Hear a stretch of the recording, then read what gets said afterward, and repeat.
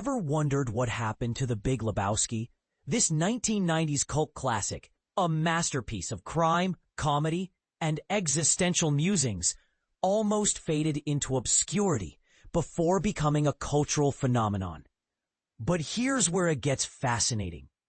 The film's journey from box office dud to beloved icon is as quirky and unpredictable as its protagonist, the Dude. Let's dive into the story behind this Coen Brothers gem and uncover the secrets that make it unforgettable.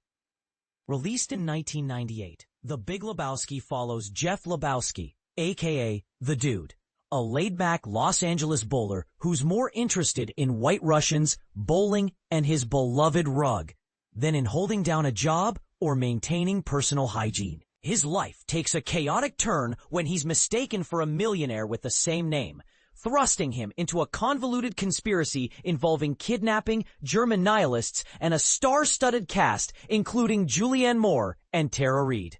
But this isn't just a comedy.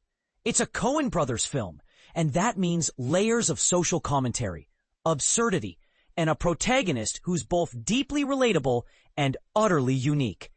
And this is the part most people miss. The Dude isn't just a fictional character. He's a blend of real-life inspirations. Jeff Dowd, a Seattle film producer known as The Dude, provided the name and love for White Russians. Meanwhile, Peter Exline, a friend of the Coens from film school, contributed the bathrobe-clad, laid-back demeanor and the infamous rug that really tied the room together. Isn't it wild how reality can inspire such an iconic character? The Coens, fresh off the success of Fargo, crafted The Big Lebowski as a tribute to Raymond Chandler's detective novels, but with a modern, absurdist twist.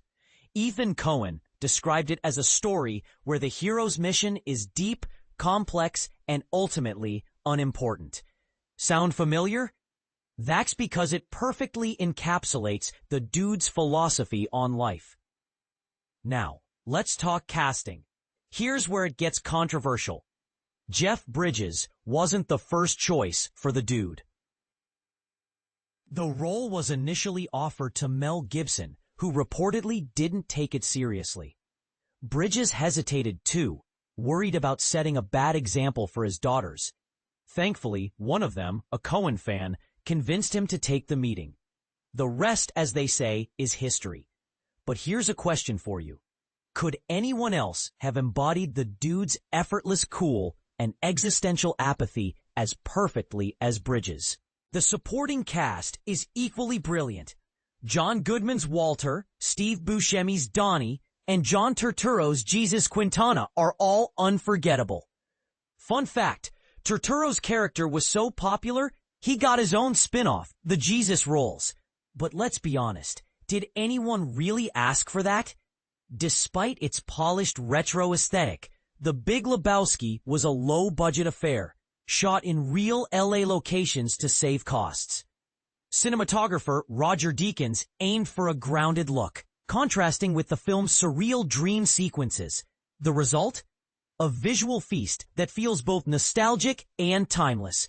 Yet when the film hit theaters, it flopped. Grossing just $19.5 million worldwide, it barely broke even. How did a film with such a stellar cast and creative vision fail to connect with audiences initially? The answer lies in its unconventional storytelling and the audience's expectations post-Fargo. But here's the twist. The Big Lebowski found its audience on home video, becoming a cult classic that inspired a real-life bowling boom in 1999. So what the fuck happened to The Big Lebowski? It became a cultural touchstone, a film that matters, not just for its humor or its characters, but for its ability to capture the absurdity of life itself. But here's the real question. Is The Big Lebowski a masterpiece ahead of its time? Or just a happy accident of filmmaking? Let us know in the comments. We'd love to hear your take.